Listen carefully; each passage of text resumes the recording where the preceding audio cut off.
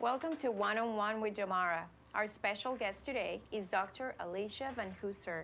Good morning. Thank you, Dr. Vanhooser, for joining us this morning. You're welcome. Good to be here. Well, we're all wearing our pink, and October is Breast Cancer Awareness Month. And we would like to know, what is the number one recommendation that you can give for women out there? The most important thing is for all women, and men for that matter, to be breast aware. Patients sometimes will find their own breast cancer well before the time their physician will. And so the thing to know is your own body and what's going on with your body, and also to be aware of the recommendations to have screening mammograms. Mammograms are the number one way we can screen patients to find breast cancer. It's the most cost-effective way, and we usually start our baseline mammogram about the age of 40. And the recommendations have changed recently, where we used to say 35 you might get a baseline and then a mammogram at 40. Now they're kind of backing off a little bit, but most people still start their baseline at 40 and get an annual mammogram from then on, as long as a patient is in good health. Okay. Okay. Now, as a radiologist, you interpret the mammograms and ultrasounds. What is it that you look for when you're performing this testing?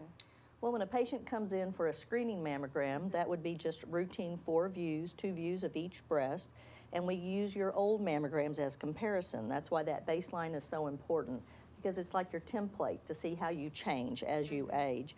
And when we look at mammograms, we're looking for masses, we're looking at microcalcifications. They are a byproduct of a lot of disease processes, but some cancers will present as these abnormal microcalcifications. We also look at the architecture pattern of the breast, which is hard to describe, but it's how the tissue lays.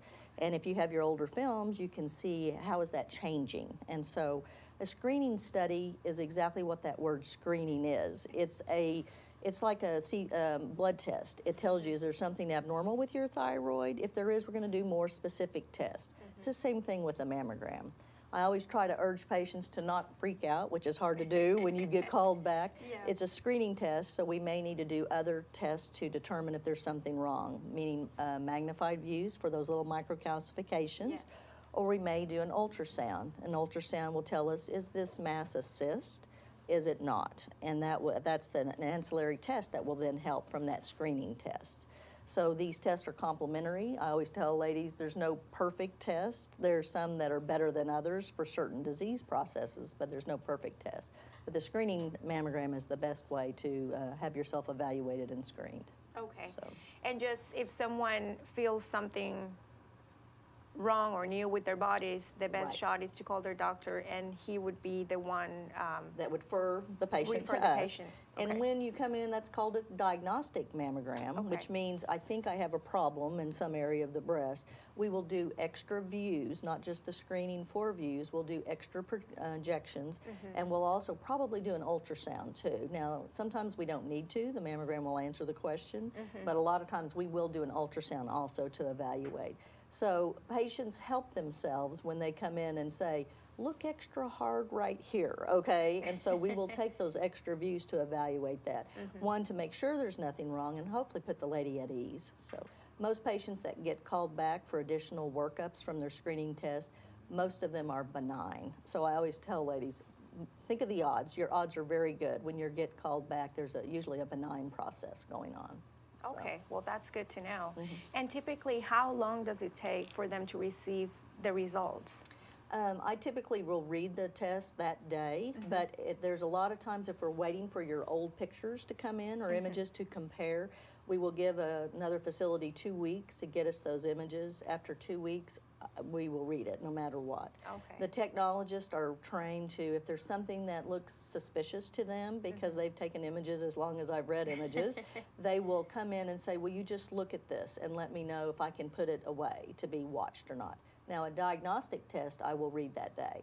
And so if you have something we're evaluating, I'm going to read that out no matter whether I have old images or not. So the results are available real quickly. So now, in the event that it's not benign or, you know, it doesn't come out well, what will be the next step? The next step is since I do the biopsy procedures, Okay. I will, which will either be a mammogram directed, which is called a stereotactic biopsy, that uses imaging like the mammogram as a guide. Typically that's for these little microcalcifications. Or if I do an ultrasound guided biopsy, I will call them with the result, which can vary. It can take up to a week to get that result. Sometimes I get it in less than 24 hours. It depends on what the pathologist has seen on the slides, whether they need to do extra stains. And at that point, I will discuss the result with the patient's physician and also then call the patient, and we will decide on what surgeon. The next step is typically to go see a surgeon. Okay. And sometimes the patient will be evaluated with an MRI test before they go see that surgeon. MRI is a very sensitive test especially for a lady that has a biopsy-proven malignancy or cancer of the breast. Okay. It is not a good screening test in the general population because it's expensive and the sensitivity is so high, we sometimes see things that may not be as indicative of cancers that we have to evaluate. But it's the best test for a lady that has a biopsy-proven cancer, so we can make sure we offer the best treatment option for her in the way of a surgical procedure. So it's an ancillary test we also use with high-risk patients.